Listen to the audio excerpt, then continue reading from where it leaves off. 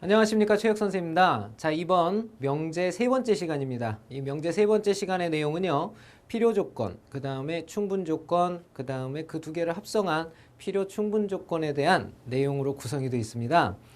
이 부분은 아마 우리 학생 여러분들이 단어가 좀 굉장히 생소함을 많이 느낄 겁니다. 그래서 그 단어에 대한 내용 정의와 더불어서 그 다음에 그놈들을 어떻게 활용할 수 있는지, 그 다음에 이 단원에서 약간의 우리가 그동안 가졌던 수체계의 범주를 벗어나는 부분이 약간 있어요. 그 부분을 조금 염두에 두면서 공부를 하면 될 것 같습니다. 먼저 필요 조건이란 무엇이냐, 그 다음에 충분 조건이란 무엇이냐, 그 다음에 또 하나 필요 충분 조건이란 도대체 뭐냐, 이 세 가지에 대해서 먼저 간략히 설명을 하고요. 그 다음에 문제 보면서 좀 더 자세히 들어가 보도록 하겠습니다. 자, 그럼 먼저 설명부터 할게요. 자, 칠판을 좀 봅시다. 자, 전에 선생님이 참거짓을 설명하면서 어떤 내용을 설명을 했었냐면요, 참거짓의 판별을 하면서 우리 그 둘리네 집하고 울트라 공룡네 집 했었을 거예요. 그쵸? 그거 선생님이 다시 한번 좀 그려볼게요. 자, 요렇게 여기가 둘리네 집이라고 하고요. 둘리네 집. 자, 둘리네 집은 누가 살고 있냐면 당연히 둘리가 살고 있겠죠. 그죠? 그 다음에 이쪽은 울트라 공룡네 집을 한번 그려보겠습니다. 울트라 공룡네 집. 여기가 울트라 공룡. 울트라네 집. 여기 누가 살까요? 그렇죠. 울트라 공룡이 살죠. 우리 학생 여러분들은 다 천재야. 그치? 이런 거 다 알아. 그치? 자, 봅시다. 편의상 우리는 이 울트라네 집이 둘리네 집보다 크다라고 하기로 했죠. 그죠? 자, 그랬을 때 우리가 참거짓의 판별을 했었습니다. 그죠? 어떻게 했었냐면 둘리네 집에 사는 둘리가 울트라네 집에 들어가는 것은 가능하다, 불가능하다, 가능하다라는 표현을 썼었죠. 그죠? 그래서 참이야라는 표현을 썼고요. 그 다음에 울트라네 집에 사는 울트라 공룡이 바로 둘리네 집에 들어가는 것은 불가능하다, 즉 들어갈 수 없다, 거짓이라는 표현을 썼었습니다. 바로 이렇게 두 집합의 포함관계를 가지고 나타냈을 때 우리가 참거짓을 판별하는데 굉장히 쉽게 접근을 할 수가 있었죠. 그쵸? 자, 여기에서는요, 오늘 또 다른 해석을 하나 할 수 있어야 돼요. 뭐냐면 둘리네 집에 사는 둘리가 울트라네 집에 들어갈 수 있다는 걸 알겠어요. 그죠? 근데 들어가기 위한 조건이 있겠죠? 둘리네 집에 사는 둘리가 울트라네 집에 들어가기 위해서는요, 과연 필요할까요? 충분할까요? 충분하겠죠. 그죠? 둘리는 울트라네 집에 들어가고도 남는 널널이 빤스잖아요. 그죠? 그러니까 쉽게 얘기해서 작은 놈이 큰 집에 들어가는 것은 남아 돈다란 뜻입니다. 그래서 결국은 충분하다라고 판단을 할 수가 있겠죠. 충분하다. 그죠? 자, 그 다음에 또 하나는 울트라네 집에 사는 울트라 공룡이 바로 둘리네 집에 들어가기 위해선 필요할까요? 충분할까요? 충분하진 않겠죠. 그죠? 이때는 바로 필요해집니다. 뭐가 필요해질까요? 바로 울트라 공룡이 몸집을 줄이든지 아니면 둘리네 집을 더 크게 만들어야죠. 이런 필요성이 생기게 되는 거죠. 그래서 이런 부분을 우리는 바로 필요 조건, 충분 조건이라고 얘기를 하게 되고요. 이렇게 포함관계가 성립했을 때 우리 학생 여러분들이 어디와 매치를 시켜줘도 되냐면 바로 이렇게 참과 거짓, 참은 바로 충분 조건으로 바뀐다라는 거 알 수 있고, 이 거짓은 필요 조건에 해당이 된다라는 사실을 알 수가 있습니다. 그죠? 자, 이렇게 해서 판단을 하는 것을 우리가 무슨 이용법이라고 그러냐면 집합이용법이라고 그래요. 집합이용법. 즉 이렇게 판단하면 아주 쉽게 판단을 할 수 있는데, 이 집합이용법은 단점이 하나가 있어요. 뭐냐면 이 집합이용법은 미지수가 한 개일 때만 사용이 가능합니다. 가능하다라기보다 사용이 편리합니다. 이렇게 얘기를 할 수가 있어요. 미지수 두 개가 되면 포함관계를 밝히기가 쉽지가 않기 때문에 그때는 다른 방법이 필요해지는데요. 바로 이 집합이용법은 우리 학생 여러분들이 다음 내용을 배우기 전에 반드시 알아둬야 될 게, 미지수가 한 개이면 대부분 요 집합이용법을 이용해서 하면은 문제를 쉽게 접근할 수 있다는 얘기예요. 예를 한번 들어볼게요. 예를 들면 x가 2의 배수이면 x가 4의 배수이다. 자, 이렇게 돼 있어요. 자, 그러면 얘는 미지수가 지금 몇 개 보입니까? 하나 보이죠? x라는 놈 하나가 보여요. 미지수가 하나일 때는 이렇게 집합이용법을 사용하면 문제를 해결할 수가 있습니다. 예를 한번 들어볼게요. x가 2의 배수라는 건 짝수란 얘기니까 2, 4, 6, 8, 10 이렇게 된다라는 거 느껴지죠? 그죠? 이렇게 나가는 수예요. 그 다음에 x가 4의 배수하게 되면 4, 8, 12 이렇게 나가는 수가 되겠죠. 자, 그러면 포함관계상 볼 때 누가 누굴 포함합니까? 얘가 얘를 포함하죠. 그리고 화살표를 날려보면 됩니다. 여기가 큰 집이고 그 다음에 여기가 작은 집이에요. 맞죠? 이렇게 된다는 거 알 수 있거든요. 그러니까 큰 놈이 작은 집으로 들어가겠다고 하는 거죠. 큰 놈이 작은 집에 들어가려면 충분합니까? 필요합니까? 필요해지는 거죠. 그래서 이것은 바로 필요 조건이라고 얘기할 수가 있는 거죠. 그죠? 이렇게 해석할 수가 있다는 뜻이에요. 자, 그러면 이렇게 미지수의 개수가 한 개가 아닐 때는 어떻게 하는 게 좋으냐? 이런 말인데요. 그때는 바로 수학적 논리를 근거로 해서 논리법을 이용해서 문제를 접근을 해 가시면 됩니다. 그러면 논리법이라는 건 뭐냐 하면 바로 위에서 우리가 봤지만 이 둘리네 집에서 둘리네 집하고 울트라네 집하고 관계를 좀 보면 작은 놈이 큰 집 들어갈 때는 충분 조건 됐고요. 큰 놈이 작은 집 들어갈 때는 필요 조건 됐어요. 그죠? 그러면 일로 들어가는 건 가능하고 일로 들어가는 거는 불가능했었잖아요. 그러니까 위가 가능하고 밑에가 불가능해지면 이건 무슨 조건이 돼요? 둘리가 울트라네 집 되려면 충분이고 일로 들어가려면 필요 조건이 되는 거죠. 이 원리를 이용해서 보는 거예요. 그래서 논리법이라는 건 뭐냐? 우리가 명제라는 것은 P면 Q이다라는 걸로 가정과 결론을 쓰게 돼 있죠. 그 다음에 화살표가 있는데 화살표의 두 방향을 가지고 바로 이놈이 필요 조건이냐 충분 조건이냐 혹은 필요 충분 조건이냐를 나누게 되는 거예요. 근데 이런 경우는요. 참거짓으로 판별을 하는 거기 때문에 참, 거짓, 참, 거짓 이렇게 네 가지 경우로 생각할 수가 있겠죠. 그죠? 그래서 참이라는 건 된다 안 된다를 따지는 거니까 P에서 Q로 가는 것이 되고 그 다음에 Q에서 P로 가는 것도 될 때 그러니까 둘 다 될 때가 있을 수 있겠고요. 그 다음에 위에 거는 되는데 아래 거는 안 될 때가 있을 수 있고요. 그 다음에 위에 게 안 되고 아래 것이 될 때 이럴 때를 생각할 수가 있고 그 다음에 둘 다 안 될 때도 생각할 수가 있겠죠. 이런 경우에 따라서 어떻게 불러주느냐를 구분해 주는 방법입니다. 그래서 첫 번째 일로 가는 것도 되고 일로 가는 것도 되면 결국은 얘네 둘의 집 크기가 똑같다고 봐야 되겠죠. 그러면 이것은 바로 뭐라고 불러주느냐? 필요하기도 하고 충분하기도 하다. 그래서 필요 충분 조건이라고 부르게 됩니다. 필요 충분 조건. 자, 우리 학생 여러분들은 이 단어의 의미에 대해서 굉장히 잘 알아두셔야 되는데요. 이 필요 충분 조건은 우리가 어떤 문제를 내기 위해서 대신 쓸 때 많이 사용을 해요. 그래서 이 필요 충분 조건과 같은 의미를 갖는 내용들을 알고 계셔야 돼요. 그런 용어들이 어떤 것들이 있냐면요. 우리가 집합에서는 봤을 때 상등이라는 의미 기억하고 계실 거예요. 서로 같다죠. 두 집합이 서로 같다. 그 다음에 식에서는 어떤 식으로 볼 수가 있냐면 항등식으로서의 역할을 바로 이 필요 충분 조건이라는 단어가 암묵적으로 하고 있다는 거 아셔야 되겠고요. 자, 그 다음에 명제로서는 또 동치 명제, 값이 같다 이런 뜻이 되겠죠. 이런 거. 그 다음에 우리가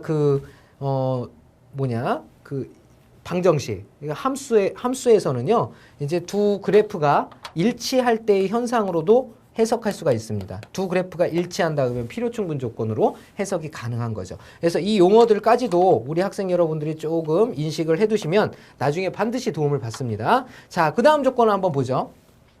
P에서 Q로 들어가는 것은 되고요. Q에서 P로 들어가는 건 안 된대요. 그러면 결론적으로 포함관계가 이렇게 된다는 얘기 아니겠어요? Q집이 훨씬 P의 집보다 훨씬 더 크다는 얘기예요. 그럴 때는 여기서 여기로 들어갈 때 무슨 조건이라고 얘기를 합니까?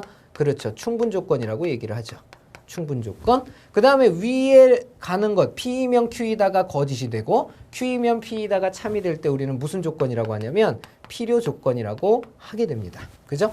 P에서 Q로 가는 것도 거짓이고 Q에서 P로 가는 것도 거짓이면 이건 둘 다 안 되는 거죠. 그러니까 이건 명제 자체가 의미가 없어집니다. 그래서 이건 아무 조건 아니다. 아무 조건 아니다라고 표현을 해주게 되는 거예요. 바로 이렇게 네 가지 경우를 사용해서 나타내게 된다는 거 우리 학생들 여러분들 알아주셨으면 될 것 같고요. 자, 그러면 우리 문제를 하나하나 봐가면서 풀어보도록 합시다. 문제를 풀면서 좀 더 자세히 설명을 해보도록 할게요. 자, 내용 좀 지우고요. 자, 오늘 배울 내용 우리 교재로 넘어가서요. 교재들 다 피십시오. 자, 교재들 보시면요. 자, 그러면 7강 내용은요. 자, 어떻게 되는지 한번 봅시다. 필요 조건과 충분 조건에 관한 내용 되어 있고요. 우리 교재 33페이지서부터 300이란다. 입이 방정이죠. 36페이지까지 내용에 대해서 한번 문제를 다뤄보도록 하겠습니다. 자, 문제 보도록 하죠. 자, 문제 보면요. 먼저 개념 체크 19번 문제입니다. 자, 다음 네모 안에 필요 조건, 충분 조건, 필요 충분 조건 중에서 알맞은 것을 써넣어라 그랬습니다. 자, 먼저 1번 문제서부터 보죠. x가 0이라는 것은 x제곱 이퀄 2x이기 위한 무슨 조건이냐 물어봤습니다. 자, 그러면 왼쪽에 있는 것이 뭐냐면요. x가 0인 것은 이런 뜻이죠. x가 0은 바로 x제곱은 2x이기 위해서 무슨 뜻이냐 이 말이죠. 그러니까 화살표의 방향을 우리가 주목해야겠는데 화살표가 지금 이쪽 방향으로 날아가고 있는 겁니다. 그러니까 얘가 되기 위해서 도대체 무슨 조건이냐 물어봤는데요. 자, 미지수가 일단 하나인 것이 느껴졌으면 빨리 집합이용법을 사용해 주는 것이 좋겠죠. 그죠? 왼쪽에 x의 값으로 만족하는 원소는 0밖에 없다는 얘기고요. 오른쪽을 좀 정리를 해야 되겠는데요. 이 오른쪽 식을 정리하게 되면 요건 우리가 2차 방정식이라고 볼 수가 있죠. 2차 방정식을 정리하면 x제곱 마이너스 2x는 0이라는 거 알 수 있고요. 인수분해 우선순위에 의해서 공통인수 x가 이렇게 빠져나가죠. 그래서 x 마이너스 2는 0이 되게 하는 x의 값들을 생각해 줄 수가 있습니다. 그래서 x는 0 또는 2가 된다는 거 알 수 있겠죠. 그렇게 해서 결국은 요 조건을 만족시키는 원소들은 0과 2로 구성이 된다는 것을 알 수가 있겠죠. 그죠? 자, 포함관계 밝혀보면요. 포함관계는요. 바로 오른쪽이 왼쪽을 포함하는 이런 형태가 되겠고요. 화살표의 방향은 왼쪽에서 오른쪽으로 날아가는 형태죠. 이렇게. 자, 그러면 작은 것이 큰 집에 들어가겠다고 하는 거죠. 그럼 바로 무슨 조건이 될까요? 그렇죠. 여기는 바로 충분 조건이라는 거 알 수가 있겠네요. 충분 조건 써주시면 되겠고요. 자, 두 번째 문제 보도록 하겠습니다. 자, 두 번째 문제 보시면요. 자, 절대값 x가 2보다 작다이기 위하여 x가 마이너스 3보다 크고 3보다 작은 것은 어떤 조건이 되느냐 그랬죠. 자, 여기는 우리 학생들이 착각하면 안 되는 게 하나가 있어요. 요거 이기 위한 요 놈이 어떤 역할을 하느냐 물어봤기 때문에 화살표의 방향이 1번과는 반대가 된다는 것을 반드시 인식을 하셔야 돼요. 그래서 화살표의 방향이 이쪽으로 가고 있다는 거 인식을 하셔야 실수를 안 하게 되겠죠. 자, 먼저 오른쪽은 정리할 게 없으니까 x는 마이너스 3보다 크고 그 다음에 3보다 작다 이렇게 되겠고요.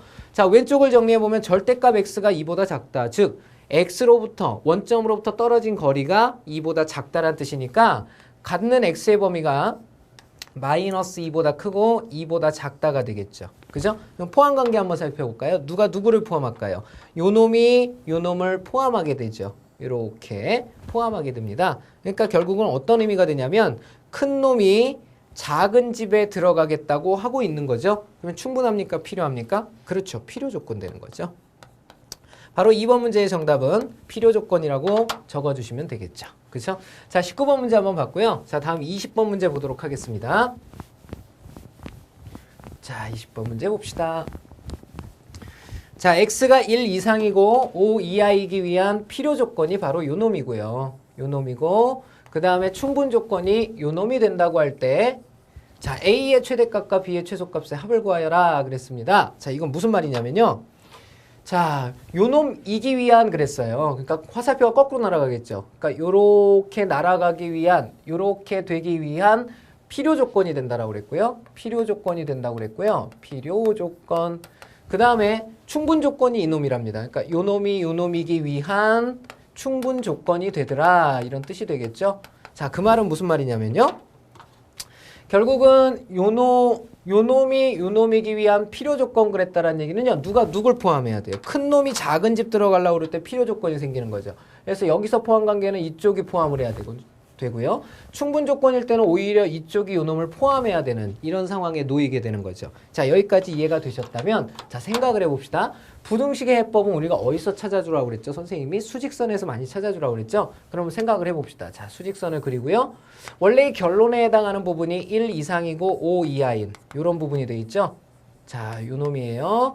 자, 근데 뭐라고 그랬냐면 필요 조건이 되기 위한 놈이 요 놈입니다. 즉, 이 놈이 요 놈을 포함하기 위한, 그죠? 포함하려면 어떻게 돼요? 요거는 A 이상이고 6 이하다 그랬으니까 6이 여기 있는데 6 이하래요. 그러니까 6 이하니까 이렇게 해서 요 왼쪽 어딘가로 가고 있겠죠? 그러니까 이 A의 위치가 중요한데 이것이 바로 x는 1보다 크고 5보다 작다라는 이 영역을 포함해야 된다고 그랬어요. 그러면 도대체 a가 날아가다가 떨어져야 될 부분이 어딜까요? 이 가운데로 떨어지면 안 되죠. 이 남는 부분만큼을 포함할 수가 없기 때문에 그래서 쭉 더 가서 적어도 어디 떨어져야 되냐면 이쯤에 떨어져야 되겠죠. 그죠? 그러면 여기에 바로 a가 떨어져야 된다는 얘기죠. 그러면 a의 위치를 보시면 이 A는 1보다 왼쪽에 있으니까 작은 쪽에 자리하게 되죠. 그죠? 그리고 만약에 1이 된 때도 가능하다라는 걸 판단하셔야 됩니다. 그래서 부등식 문제는 항상 마지막에 안심할 수 없는 게 여기에 등호가 들어가느냐 안 들어가느냐를 따로 판단을 또 해주셔야 돼요. 그죠?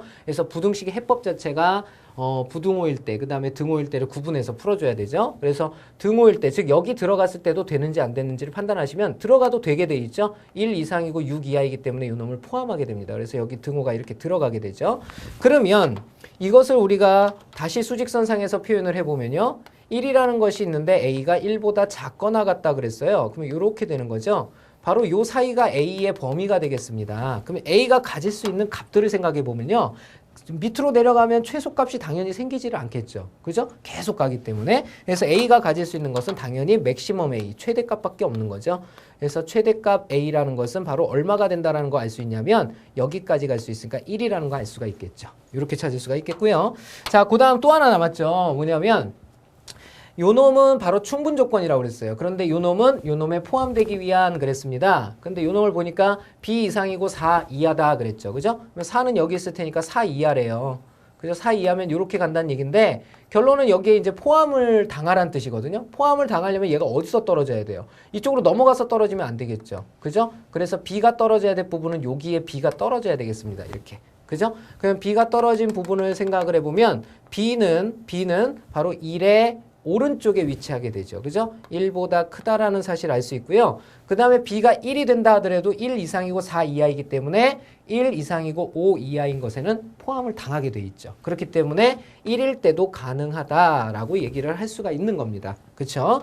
자, 그러면 이것도 역시 수직선상에서 판단을 해보면 b의 범위가 1을 기준으로 해서 1보다 크거나 같은 쪽에 위치한다 그랬습니다. 즉 요 범위에 b가 들어간다는 거 알 수가 있겠죠. 자, 결국은 b가 가질 수 있는 값은 이번에는 가장 큰 값을 가질 수가 없고요. 오히려 가장 작은 값을 갖게 되겠죠. 그래서 여기서는 미니멈 b를 갖게 되는 겁니다. 미니멈 b 역시 얼마라는 거 알 수 있냐면 1이 된다라는 거 알 수가 있겠죠. 자, 이렇게 해서 우리가 문제에서 요구하는 정답이 있겠죠. 문제에서 요구하는 것은 바로 a의 최대값 1과 그 다음에 b의 최소값 바로 역시 1을 더한 값을 구하여라 그랬으니까 2가 된다는 거 알 수가 있겠네요. 그죠? 자, 요 놈이 정답이 되겠고요. 우리가 참고로 학생 여러분들이 좀 더 알아줘야 될 것은 최대 최소에 관한 문제는 항상 등호가 있어야 문제가 풀리게 돼 있죠. 왜냐하면 이게 만약에 빵꾸가 뚫렸다 그러면 최소값 그 다음에 최대값으로서의 가치를 갖지 못하게 되죠. 그죠? 그걸 유념해서 보시면 문제를 좀 더 쉽게 보는 눈이 생기지 않을까 생각이 드네요.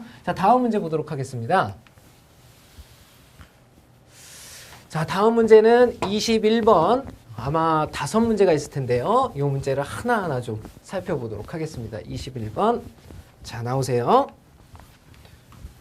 자, 이번에는 화살표 이용법을 이용해서 문제를 푸는 형태들이 되겠습니다. 자, 다들 보니까 느껴지는 게 뭡니까? 미지수가 하나로 끝나지 않죠? 그죠? 미지수가 적어도 2개 이상인 것들로 끝나고 있다는 거 아마 느낄 수가 있어요. 자, 이때는 집합 이용법보다는 화살표 이용법을 이용해서 문제를 푸는 것이 적절하다고 볼 수가 있겠네요. 자, 1번부터 한번 정리를 해보죠.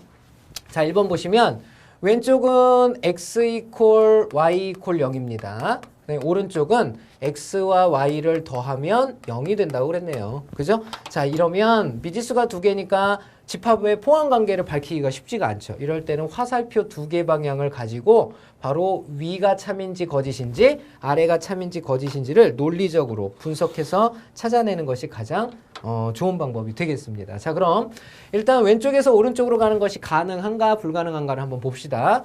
x, y가 모두 0이란 뜻이죠. x, y가 모두 0이면 x, y를 더했을 때도 0이 되니 라는 표현이거든요. 맞지요? 그쵸? 당연히 맞고요. 그 다음에 x랑 y랑 0을 더했어요. 그러면 반드시 x, y는 0이니?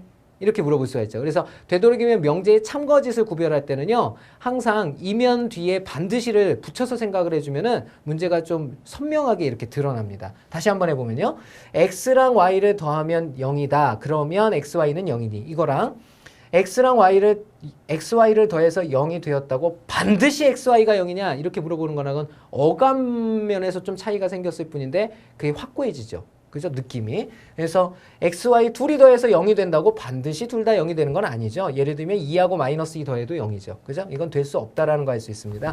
자, 이렇게 해서 왼쪽에서 오른쪽으로 가는 것이 되고 오른쪽에서 왼쪽으로 가는 것이 안 된다는 얘기는 바로 이것이 무슨 조건임을 나타냅니까? 그렇죠. 충분 조건이라는 거 나타내고 있죠. 충분 조건이 되겠고요. 자, 다음 문제 보도록 하겠습니다. 자, 다음 거 보면요. 자, 왼쪽에는 지금 뭐가 있냐면 A 교집합 B는 A 합집합 B에 포함이 된다 그랬고요. 오른쪽에는 A와 B가 같다라는 얘기입니다. 바로 왼쪽과 오른쪽을 생각할 수가 있는데요. 이건 이제 경우를 따져주면 좀 문제가 굉장히 쉽게 풀리게 되어 있습니다. 자, 이런 경우를 우리가 벤 다이어그램으로 한번 그려볼까요? A 교집합 B가 A 합집합 B에 포함이 되는 경우 어떤 그림을 그릴 수가 있을까요? 예를 들면 뭐 이런 그림도 그릴 수가 있죠. A하고 B가 일반 집합을 그려놓으면요. 당연히 A 교집합 B 부분이 A 합집합 B 부분에 포함이 되죠. 이런 그림에서도 이놈은 성립하게 되고요. 또 어떤 그림에서도 성립하게 돼요. A와 B가 서로 이렇게 같아도 성립하게 되죠. 이해가 됩니까? 예. 그 다음에 또 다른 경우가 있나요? 다른 경우가 다른 경우는 생각해 볼 수 없네요. 일단 이 두 가지 정도를 생각할 수가 있겠고, 오른쪽을 보면 어떻게 됩니까? 오른쪽은 A와 B가 같다란 표현이 되겠죠. 그죠? 이렇게 되네요. 자, 그럼 봅시다. 왼쪽에서 오른쪽으로 가는 거, 그 다음에 오른쪽에서 왼쪽으로 가는 거. 자, 이렇게 생각을 해볼 수가 있겠는데요. 자, 왼쪽에서 보면 이런 경우면 이렇게 되니? 라고 묻고 있죠. 그런데 이런 경우가 있기 때문에 이렇게 항상 된다라고는 볼 수가 없고요. 그 다음에 이렇게 된다면 항상 이렇게 되니? 라고 묻고 있는 거죠. 그렇죠? 그래서 요거는 항상 된다라는 거 알 수가 있겠죠. 이것은 집합의 포함 관계로도 설명이 가능하죠. 지금 현재 누가 누굴 포함하냐면 여기가 두 가지 조건, 여기가 한 가지 조건이니까 여기가 여기를 포함하는 단계라고 볼 수가 있겠네요. 그래서 2번은 바로 무슨 조건? 그렇죠. 필요 조건에 관한 얘기가 되겠습니다. 자, 다음 세 번째 문제 보도록 하죠. 자, 세 번째 문제는요. A제곱 플러스 B제곱이 0인 것은 A는 0이고 B는 0이기 위한 무슨 조건이냐 물어봤죠. 단 A, B는 실수다. 이 실수라는 조건은 왜 들어갔을까요? 바로 제곱해서 0이 되는 수를 찾고 싶어서죠. 그러니까 우리가 앞으로 이제 다음 단원에서 복소수의 개념을 배우게 되는데 거기에는 허수라는 것이 등장을 합니다. 이제는 제곱을 해서 항상 양수나 0만 나오는 것이 아니라 음수가 나오는 수들도 있기 때문에 그것을 미리 제외하고 가는 건데요. 일단 그래야만 우리 학생들이 이 문제를 좀 쉽게 다룰 수가 있기 때문이죠. 그래서 이 조건이 붙은 거고요. 크게 의식을 하지 마십시오. 다음 단원에서 배울 거니까. 자, 3번 문제 보게 되면요. A제곱 플러스 B제곱이 0이다. 근데 A, B가 실수라고 그랬죠. 그러니까 우리가 실수를 떠올리면 실수하면 항상 떠올려야 될 첫 번째가 실수는 제곱을 하면 언제나 0보다 크거나 같다라는 거죠. 이걸 떠올리면서 가야 돼요. 그러면 이놈 실수의 제곱하고 실수의 제곱을 더했더니 0이래요. 그러면 얘가 한 수, A, B 둘 중에 하나의 수가 조금이라도 뭘 가지면 어떻게 됩니까? 0이 될 수가 없죠. 그렇기 때문에 이 왼쪽에서 우리가 A, B의 조건으로 생각할 수 있는 건 A도 반드시 0이어야 되고 그리고 B도 0이죠. 그쵸? 이렇게 된다는 거 알 수 있고, 오른쪽을 보면 어떻게 됩니까? A는 0이고 그리고 B는 0이다. 이렇게 돼 있죠. 결국은 왼쪽과 오른쪽 말이 지금 똑같다라는 거 알 수가 있겠죠? 이렇게 좌우가 서로 같을 때 우리는 바로 이 명제를 무슨 명제라고 한다? 그렇지. 필요 충분 조건이라고 한다라고 그랬죠? 그래서 필요 충분 조건이 되겠죠. 자, 이렇게 판단해 주시면 되겠고, 자, 그 다음에 4번 문제 보도록 합시다. 4번이 우리 학생 여러분들 조금 어려울 텐데요. 선생님이 정리하는 걸 잘 봐두세요.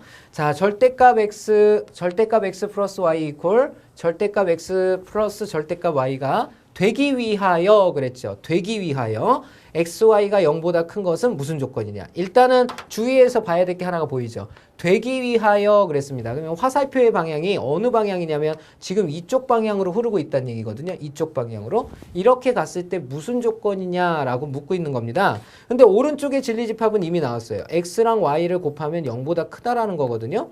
그쵸? 이쪽은 뭐 더 정리할 게 없는데 저쪽이 문제죠. 저 절대값이 나왔을 때 문제 해법인데요.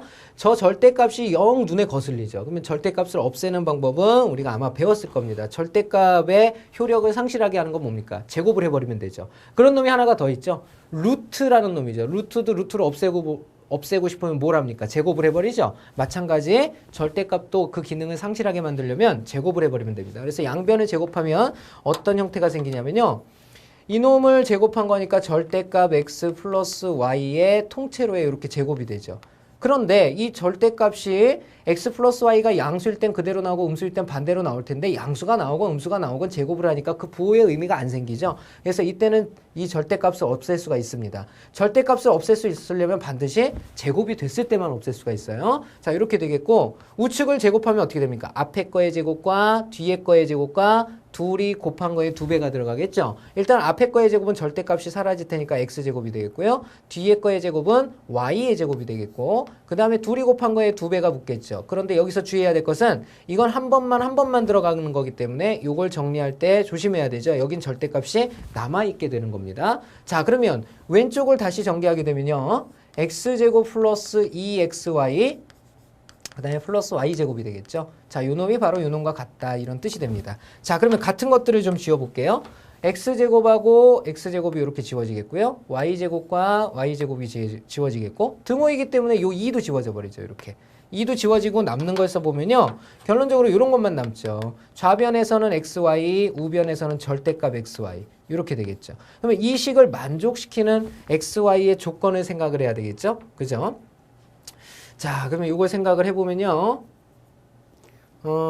봅시다. 요 xy랑 xy가 같으려면 이 xy의 조건이 어떨 때 사용이 될까요? 양수라면은 요게 그대로 나오니까 성립하죠. 그러니까 요게 양수일 때 성립하고요. 음수일 땐 성립 안 하죠. 왜냐면 얘가 마이너스 xy가 될 테니까 xy는 마이너스 xy다? 말이 안 되잖아요. 그 다음에 또 한 경우가 있는데 어떨 때일까요? 바로 등호가 붙어도 되죠. 이렇게. 0이어도 성립을 한다는 거 알 수가 있죠. 자, 이렇게 해서 우리가 포함관계상을 좀 밝히면 요놈과 요놈의 포함관계 누가 더 크다라는 거 알 수 있냐면 지금 현재 요쪽이 더 크다라는 거 알 수가 있습니다. 그죠? 요렇게 된다라는 거. 결론적으로 작은 놈이 어디에 들어가겠다고 하냐면 큰 집에 들어가겠다고 하고 있는 거죠. 이거 무슨 조건입니까? 그렇죠. 충분 조건이죠. 충분 조건이라는 거 알 수가 있겠죠. 자, 마지막 다섯 번째죠. 다섯 번째 문제 봅시다. 가계이가 60도인 것은 그랬죠? 삼각형 ABC가 정삼각형이기 위한 그랬어요. 화살표의 방향은 제대로 방향이죠. 이렇게 된다는 거 알 수가 있고요. 정삼각형이라는 것은 뭡니까? 가계이도 60도, 그 다음에 각B도 60도, 각C도 60도라는 거죠. 그죠? 자, 근데 가계이가 60도인 것은 각 B랑 각 D가 서로 다를 수도 있죠. 그럼 포함관계상 볼 때 누가 더 많은 조건들이 생깁니까? 얘는 한 가지 경우만 생기는데 반해서 얘는 여러 가지 경우가 생기겠죠. 그죠? 그래서 포함관계를 보면 바로 왼쪽이 오른쪽을 이렇게 포함하는 관계가 나타나죠. 그래서 결국은 큰 놈이 작은 집에 들어가겠다고 빡빡 우기고 있는 거죠. 그죠? 그래서 얘는 무슨 조건입니까? 그렇죠. 필요 조건이라는 거 알 수가 있겠네요. 그죠? 자, 이렇게 해서 21번 문제를 풀어봤습니다. 자, 여기까지 우리가 집합 이용법과 그 다음에 화살표 이용법을 이용을 해서 선생님하고 필수 예제 문제를 풀어봤는데요. 그 밑에 보시면 확인 체크 문제 있을 겁니다. 확인 체크 문제들 선생님이 잠깐 시간 드리도록 할 테니까 정지시켜 놓고 풀어보신 다음에 선생님하고 같이 또 진행을 하도록 합시다. 자, 시간 드릴게요. 시작하십시오. 자, 됐죠? 자, 그럼 바로 선생님하고 확인 체크 문제 풀어보도록 하겠습니다. 자, 보시죠.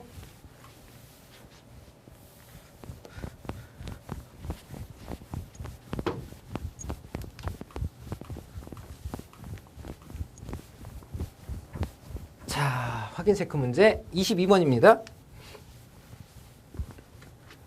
자, 다음 물음에 답하여라. 자, 1번부터 문제들 쭉 나와 있는데요. 자, A와 B가 같은 것은 그랬습니다. A와 B가 같은 것은 A 플러스 C 이퀄 B 플러스 C이기 위한 어떤 조건이냐 그랬죠. 자, 요것은 뭐 이렇게 포함관계를 밝혀도 되고요. 뭐 좌우측 생각해도 되죠.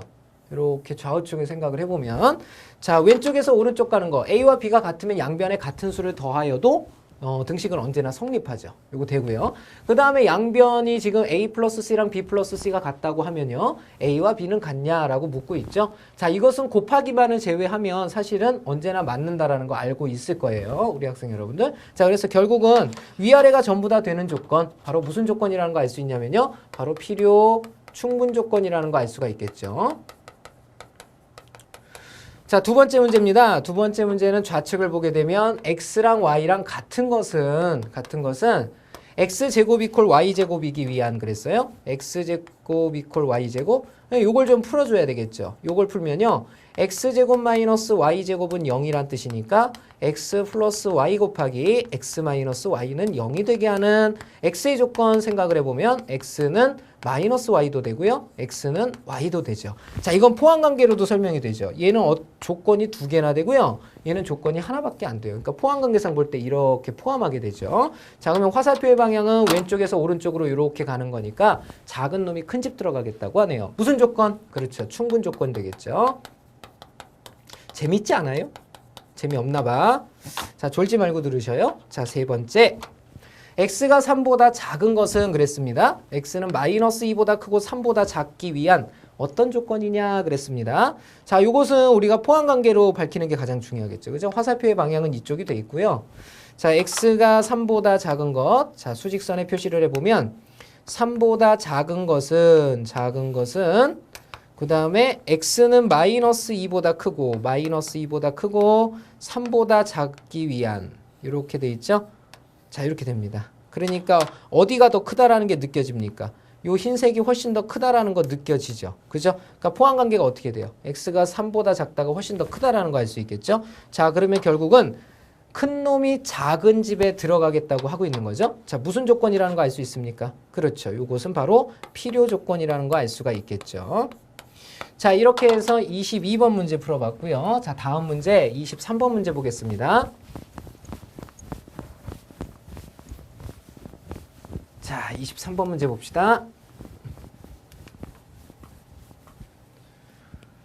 자, 조건 P는 그랬습니다. 조건 P는 x가 마이너스 2보다 크고 1보다 작다 또는 x는 3보다 크다에 대해서 x가 a보다 큰 것은 p이기 위한 필요 조건이고 그 다음에 x가 b보다 큰 것은 p이기 위한 충분 조건이 된다 그랬죠? 무슨 말이냐면 얘가 요 p가 되기 위해서는 필요 조건이 된다 그랬고요.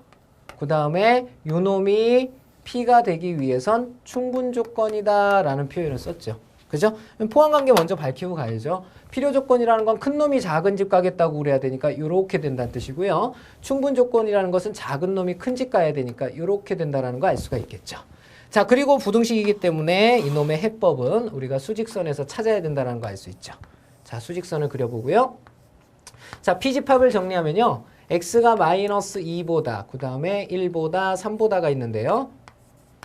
마이너스 2보다 크고 1보다 작다가 있고요. 그 다음에 3보다 크다.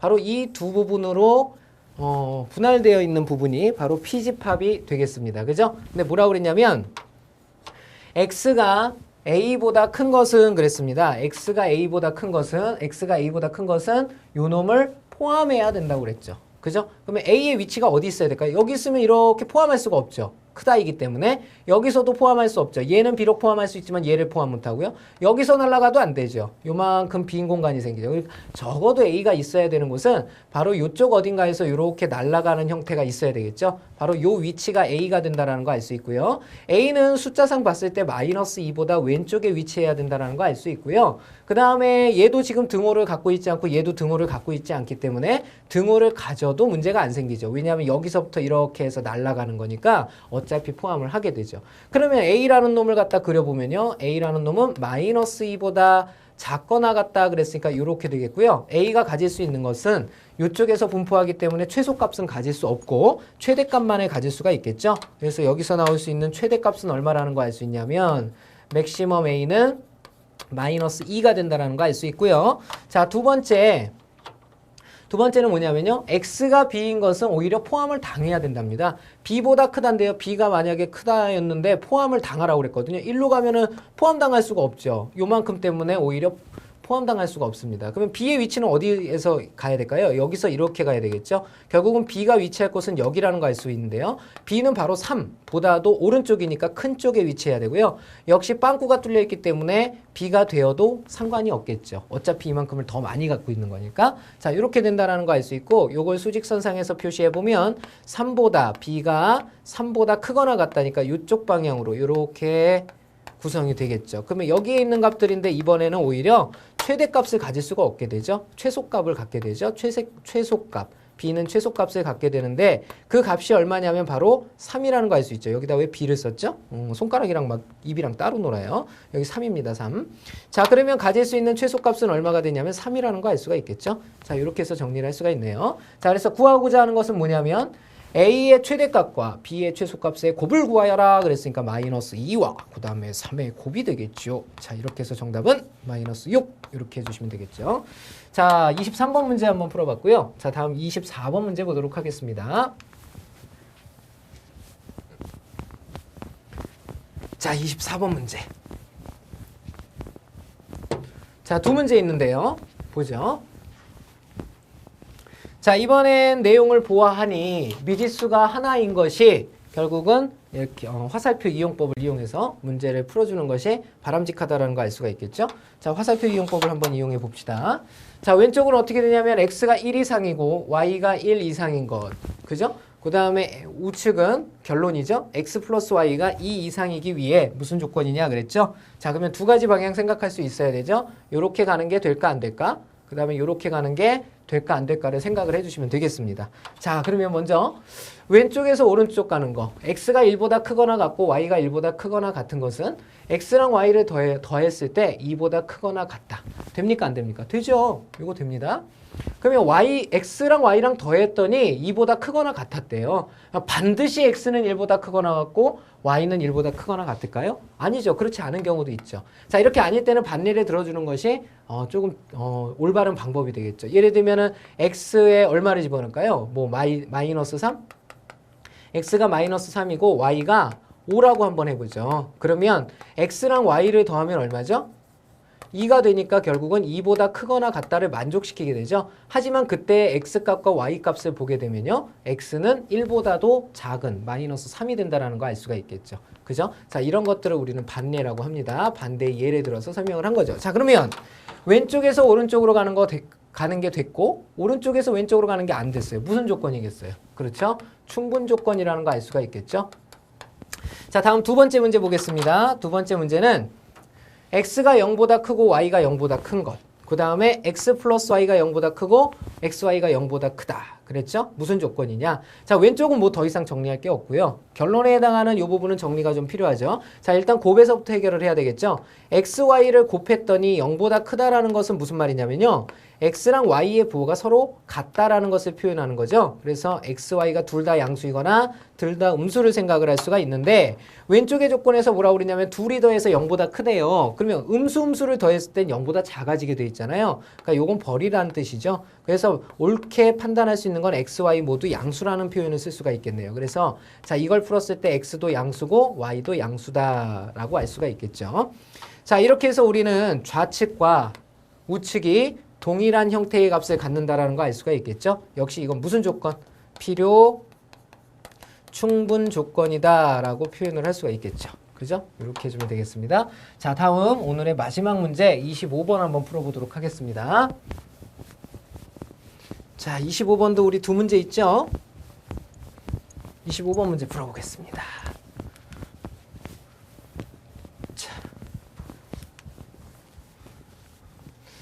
자, 다음에서 P는 Q이기 위한 어떤 조건인지 말하여라 그랬죠?